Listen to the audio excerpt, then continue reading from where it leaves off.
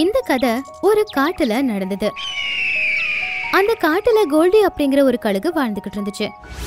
அது அங்க இருக்கிற பறவைகளுக்கு ரொம்பவே அநியாயம் பண்ணிக்கிட்டு இருந்துச்சு. அவங்களுடைய முட்டைகளை சாப்பிட்டுக்கிட்டு இருந்துச்சு, குட்டிகளை சாப்பிட்டுக்கிட்டு இருந்துச்சு. அதை தடுக்கிறதுன்னு தைரியம் அங்க இருக்கிற யாருக்கும் இருக்கல. ஒரு நாள் கழுகு ஒரு கிளிய பார்க்க போச்சு. அந்த கிளி காட்டுல இருக்கிற எல்லார பத்தியும் எல்லா விஷயமும் சொல்லிக்கிட்டு இருக்கோம். கோல்டி மகாராஜா, இது உண்மை. உங்களை தவிர இங்க யாருமே பலசாலி இல்ல. ஆனா நீலப்பறவை முட்டை வச்சிருக்கல, அதுக்குள்ள இருந்து வர ஒரு குட்டி உன்னை இந்த காட்டை விட்டே வெளியே அனுப்பிடும். நீலப்பறவையா? அந்த பறவை தனியாதான் இருக்கு. நீலு, அவளோட முட்டையிலிருந்து குட்டி வர்றதுக்கு முன்னாடியே நான் அவளை முடிச்சிருவேன். இந்த விஷயம் காட்டுல எல்லாருக்குமே தெரிஞ்சது. கடைசியில அது நீலுவுக்கும் தெரிஞ்சது. அப்போ அதோட புருஷன் சொல்லுச்சு, கோல்டி நம்ம குஞ்சுக்களை வளரவே விடாது. நாம அவங்கள காப்பாத்த ஏதாச்சும் பண்ணியே ஆகணும். ஆனா என்னுடைய முட்டையை நல்லபடியா பாத்துக்கிற மாதிரி, நல்லபடியா வச்சுக்கிற மாதிரி எந்த இடங்க இருக்கு? நீ இப்பவே சிட்டிக்கு போ. அங்க மனுஷங்க பார்க்காத மாதிரி ஒரு இடத்துல நீ கூண்டு கட்டி வாழு. இல்லைன்னா மனுஷங்க உன்னோட முட்டைய நாசமாக்கிடுவாங்க. பார்த்து பத்திரம். சரி, நான் இப்பவே கிளம்புறேன் அப்படி சொல்லி நீலு அங்கிருந்து கிளம்பிடுச்சு.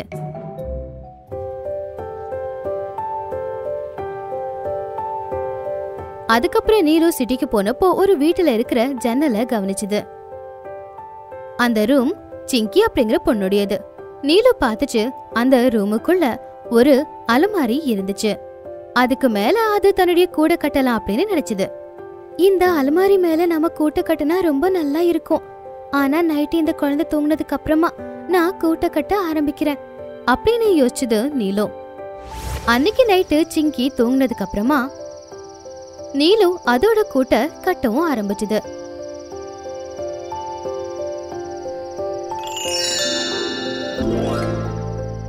காலையில சிங்கி எழுந்துச்சதும் அவளுடைய கபோர்டுக்கு மேல இருக்கிற அந்த கூட்டை பார்த்து அவ ஆச்சரியப்பட்டா. எழுந்திருச்சு அதுக்கு பக்கத்துல போனா. ஓ மை காட், இது அழகான ஒரு கூடு. இந்த கூட்டுக்கு மேல இருக்கிற பறவையும் எவ்வளவு அழகா இருக்கு. அதை கேட்டு நீலுவும் சந்தோஷப்பட்டுச்சு. அப்புறம் அதோட மொழியில சொல்லிச்சு,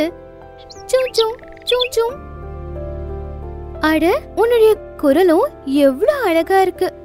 ஆனா உன்னுடைய மொழி தான் எனக்கு புரியல.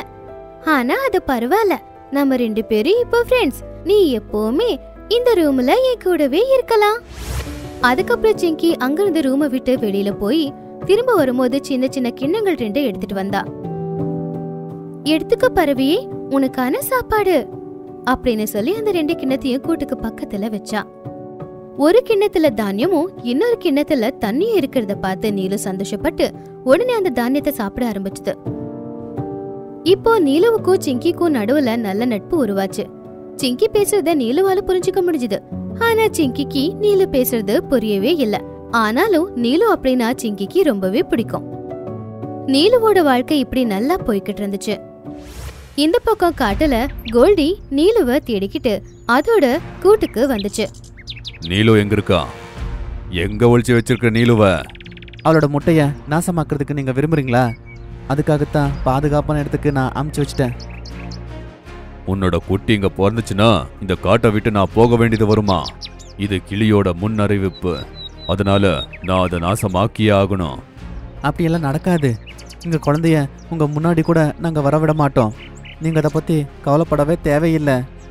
இல்ல, நான் ரிஸ்க் எடுக்க விரும்பல. இங்க நீலு வர்ற வரைக்கும் நீ என்கிட்ட கைதியா இருக்கணும். கோல்டி நீலுவோட புருஷனை காலை பிடிச்சு தூக்கிட்டு போச்சு.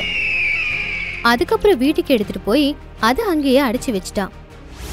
இந்த பக்கம் கொஞ்ச நாள்ல நீலு ஒரு முட்டைய வச்சது. அதை பார்த்து சிங்கி ரொம்ப சந்தோஷப்பட்டா. அதுக்கப்புறம் சிங்கி நீலு 2 பேரும் சேர்ந்து முட்டைய நல்லபடியா பாதுகாத்தாங்க. இப்படியே சில நாட்களும் போச்சு. ஒரு நாள் காலையில ஏதோ ஒரு சத்தம் கேட்டு சிங்கியோட தூக்கம் கலைஞ்சது. சிங்கி எழுந்திருச்சு பார்த்தப்போ அந்த சத்தம் முட்டைக்குள்ள இருந்து வந்துச்சு.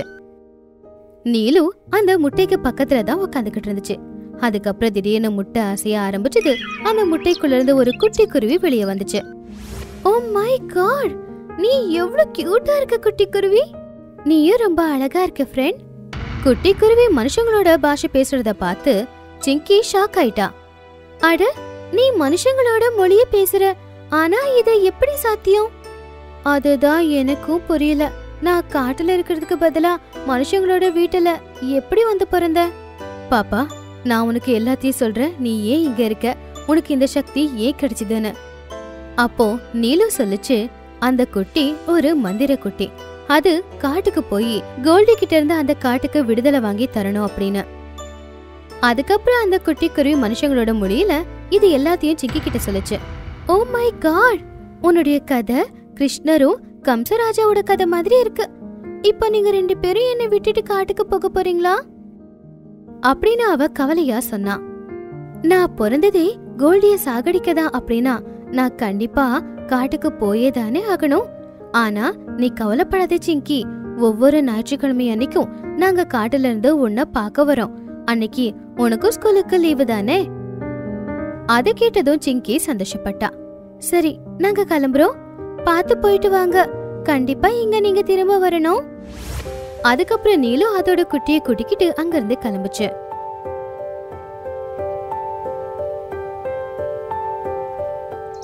காட்டுக்கு போனதுக்கு அப்புறம் தான் மத்த பறவைகள் சொல்லுச்சு, கோல்டி நீலுவோட புருஷனை வீட்டுல கொண்டு போய் அடைச்சு வச்சிருக்க அப்படின்னு.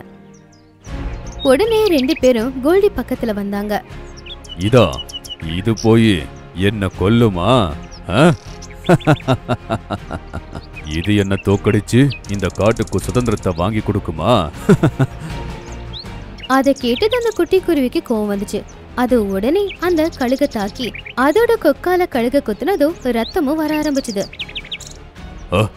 என்ன இது, இவ்வளோ சின்ன பறவை இவ்வளோ பலமா தாக்குது? அப்போ கழுகு உடனே அதோட கொக்கால அந்த குருவிய முழுங்க பாத்துச்சு. ஆனா அதுக்கு கொஞ்சம் கூட வலிக்கவே இல்லை. அதுக்கப்புறம் அந்த குட்டி குருவி அந்த கழுகோட கண்ணுலயே தாக்குச்சு. அது பார்வையை இழந்துருச்சு. உனக்கு எவ்வளோ தைரியம் அப்படின்னு கத்திக்கிட்டே அது மறுபடியும் முன்னாடி வந்துச்சு. ஆனா அந்த குட்டி குருவி கொஞ்சம் கூட தாமதிக்காம அதோட இன்னொரு கண்ணையும் போய் கொத்திருச்சு. இப்ப அதுக்கு சுத்தமா பார்வை தெரியல. அப்படி கத்திக்கிட்டே தவிச்சுக்கிட்டே கோல்டி பார்வை இல்லாம அங்கிருந்து ஓடியே போச்சு. அதுக்கப்புறமா நீலு ரொம்ப சந்தோஷமா தன்னுடைய புருஷனை அங்கிருந்து விடுதலை செஞ்சா. கோல்டி எங்க போச்சுன்னு யாருக்கும் எதுவுமே தெரியல. ஆனா அன்னையில இருந்து கோல்டி அந்த காட்டுல யாரும் பார்க்கவும் இல்ல. அப்படி எல்லா பறவைகளும் ரொம்ப சந்தோஷமா காட்டுல வாழ ஆரம்பிச்சாங்க. நீலுவும் அந்த குட்டி குருவியும் ஒவ்வொரு ஞாயிற்றுக்கிழமையும் சிங்கிய பார்க்க போவாங்க. ஒரு நாள் பூரா அவங்க சிங்கி கூட உட்காந்து பேசிக்கிட்டு இருப்பாங்க.